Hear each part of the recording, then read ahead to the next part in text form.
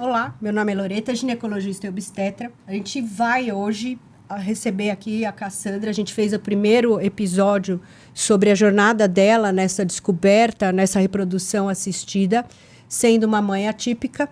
E a gente vai passar para a segunda fase, que é a mais emocionante, que é do diagnóstico à recuperação da liberdade de mobilidade, né, de independência de um filho atípico que tem uma patologia chamada artrogripose, onde você tem uma série de deformidades ósseas que impedem a deambulação, a pessoa de andar, de poder comer sozinha, de poder fazer um movimento de pinça com a mão, né? E a Cassandra, ela é vendedora de uma indústria, não, né? De uma empresa multinacional americana. É uma mãe atípica na menopausa, né? Que mais dá errado aí? Que menopausa, dor de cabeça. Tem que se manter magra, essa é a parte difícil também. E aqui tem o Lucas. Olá, eu sou o Lucas Caselli, sou médico do esporte fisiatra, faço parte desse podcast que hoje está sensacional. Como sempre, mas hoje é especial. Hoje é um pouco diferente. Cassandra, fala pra gente, da hora que você viu a Malu com aquela deformidade óssea tão importante, qual foi a primeira coisa que passou na sua cabeça e como começou essa jornada para ela? E nesse primeiro ano de vida dela, qual foi o momento mais difícil para você? O mais difícil, porque o diagnóstico era que ela não ia andar, eu não ia se mexer, né? Ela teria dificuldade ou quase nada, movimento superior e inferior, com a dúvida ainda de andar. Então, assim, essa dúvida bagunçou muito a cabeça da gente, né? Como é que eu vou fazer? Se for cadeira de rodas futuramente, ela também não vai ter a força. Então, assim, foi um momento de entender o que é artrogripose. Primeiro ponto foi, a gente teve uma equipe excelente. Então, eu costumo dizer que não é fácil, mas a gente teve um anjinho aqui, outro ali, que nos ajudou muito nesse processo.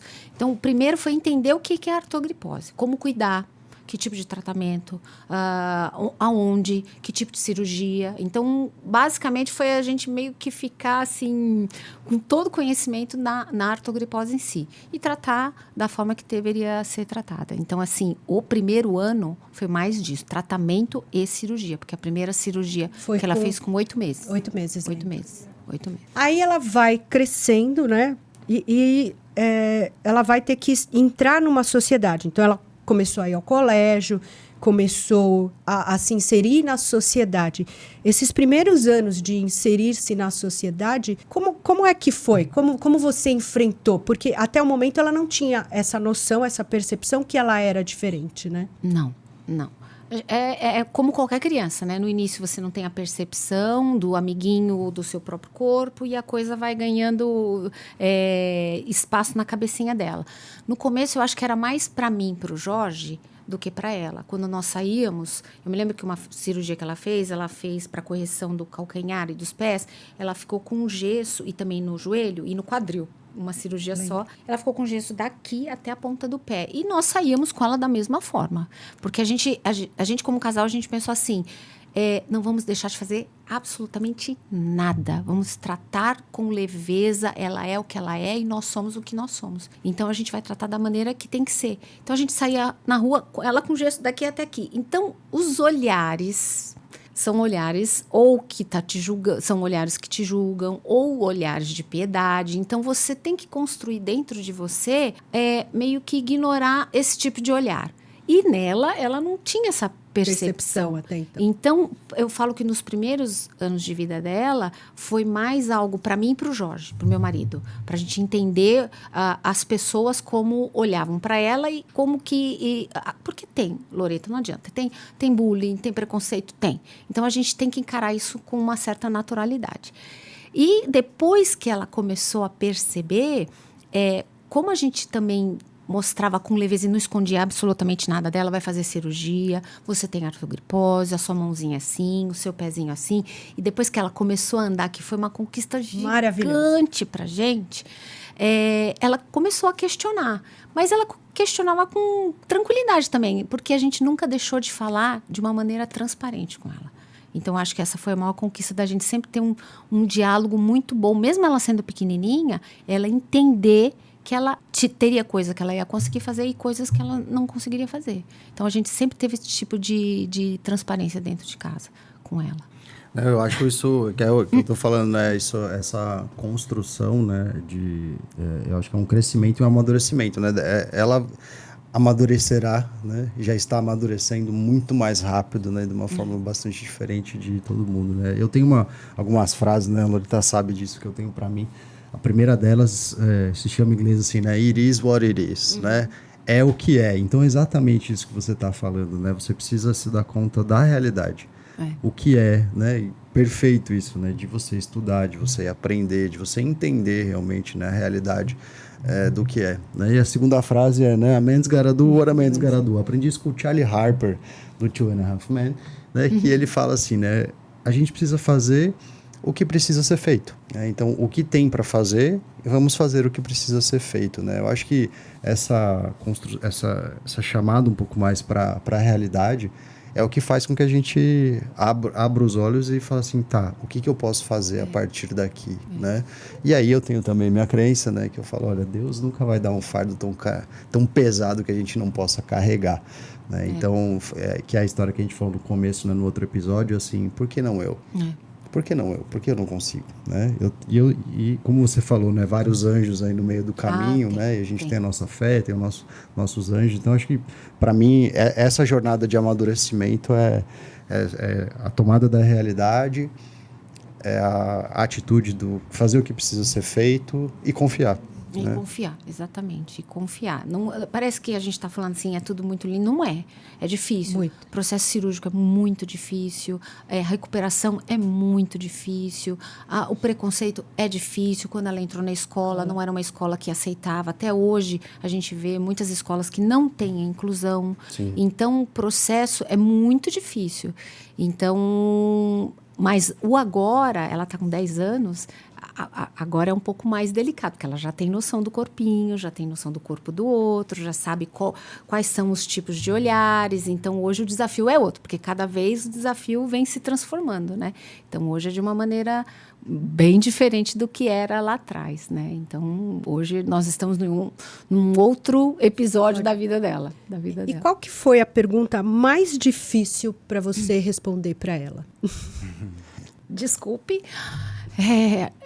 Nós falamos esses dias sobre isso, né? Ela é muito tranquila com a patologia que ela tem, mas assim, com a idade que ela tem, ela vem se descobrindo. E foram 2 momentos que a primeira coisa que ela me perguntou, mamãe, quando eu engravidar, como é que eu vou segurar a minha filhinha no colo? Então, nesse momento, você fica assim, meu Deus, o que eu respondo? Me dê as palavras certas para eu poder responder. E a gente é uma família, assim, a gente não coloca panos. A realidade, ela é realidade, ela tem que ser encarada, gostando ou não, a gente tem que encarar, né? E eu falei, filho, você vai segurar, você vai arranjar um jeito. Você não arranjou um jeito para andar e você anda da sua forma, você vai arranjar um jeito para você segurar sua filha. E se não conseguir segurar, você vai cuidar dela deitadinha no berço, da sua maneira. Então, a gente não banaliza as perguntas que ela faz. Então, essa foi a primeira pergunta que me bateu muito. E a segunda pergunta, que foi há 2 meses atrás, ela não corre, ela anda, né? Ela escreve, ela tem todo o movimento superior, mas com a limitação dela, tem o inferior também, mas ela anda. E ela começou a chorar um dia e falou assim, mamãe, eu queria tanto correr, eu queria ser livre. Eu queria tanto correr. Então, eu sinto que, às vezes, eu estou um pouco sozinha e que os amigos que eu tenho têm pena de mim, porque eu sou assim. Então, às vezes, eu fico pensando na artrogripose, como é que seria se eu não tivesse artrogripose. Naquele momento, seu coração bate na cabeça, né? Você fica pensando nas respostas. E aí eu pensei assim, rapidamente, eu não posso banalizar a questão dela, não posso enfeitar a situação, mas eu tenho que ser realista. Então, assim, eu falei, filha, eu imagino a sua dor. Eu imagino. Você foi fantástica nisso. Eu falei, eu imagino a dor que você passa. Porém, eu não sei o que é, mas eu sou sua mãe. Então, eu sinto a sua dor de uma maneira diferente. Então, você pode não correr, mas você vai fazer qualquer outra coisa. Você tem que entender que tem coisas que você pode e tem coisas que você não vai conseguir fazer. Só que você tem 1000 maneiras de ser feliz. Você não precisa ser feliz só porque ser infeliz só porque você não corre. Você tem inúmeras coisas que você pode fazer. Então, nisso que a gente tem que construir. Não são todos os dias da minha vida que são dias felizes, filha. E será assim com você também. Você não vai ser feliz todos os dias. Mas a grande maioria da sua vida, se você tiver o controle e aquilo que você quiser, você vai fazer. Então, aquele dia, eu acho que foi o momento mais difícil para mim, Loreta. Eu lembro. Foi o momento mais difícil para mim. De ouvir da boquinha dela essa questão que ela está se conhecendo mais. E ela vem falando mais, então isso ela vem trazendo mais, ela vem conversando sobre isso, então vem trazendo uma leveza também com relação a isso. Uma naturalidade. De discutir questões que são muitas vezes difíceis. Exatamente. Então você foi maravilhosa. Você foi mesmo, né? Toda vez eu choro com essa história. A gente chora, eu chorei a primeira vez que eu vi a Malu andando, gente. Aquilo para mim foi tão gratificante de ver aquela criança que eu falo assim, gente do céu, né? Eu às vezes me culpava um pouco. Falava assim, eu que insisti tanto para você ir lá fazer a fertilização, lembra? E falava, não, vai. Falava assim, gente, se eu não tivesse insistido, né? Talvez eu não tivesse, de alguma forma, como a gente é, né? Gerado um problema.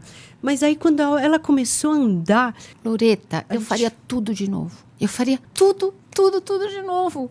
E mesmo sabendo que ela viria com artrogripose, eu faria tudo de novo. É uma conquista... Crianças, assim, que não tem nenhum tipo de deficiência, ao levantar um copo, é a coisa mais natural que tem. Para minha filha, não. Então, assim, tem conquistas todos os dias.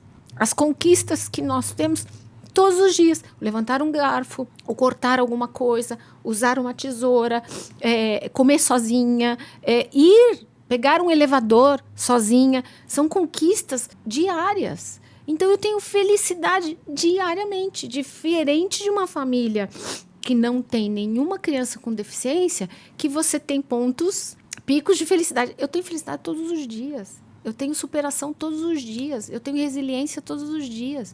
Então, eu não me arrependo de nada, Loreta. Absolutamente bom, né? Nada. Nada. Mas isso é do ser humano, né? A gente sempre quer um porquê, a gente sempre quer justificar alguma coisa. E a gente fica pensando, se eu não tivesse feito, né? Mas uma vez que a gente escolheu, é o que eu falo. A hora que eu vi a Malu andando, a hora que você levou lá no consultório, eu chorava tanto, eu falava assim, gente...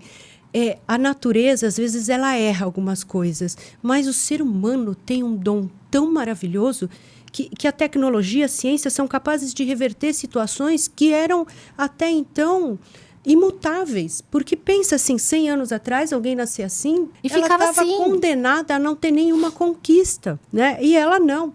Então, acho que o que eu mais aprendi nessa jornada toda foi em relação a isso. Foi assim, nada na vida pode te parar. Nada.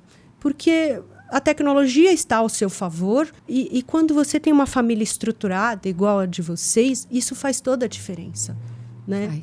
Porque talvez uma mesma criança com uma mãe um pouco mais frágil não tinha chegado onde a Malu chegou, né? A gente tem que controlar todos os dias. Por exemplo, a botinha que ela usa, né? Uhum. Eu já vi vários exemplos de famílias com artrogripose.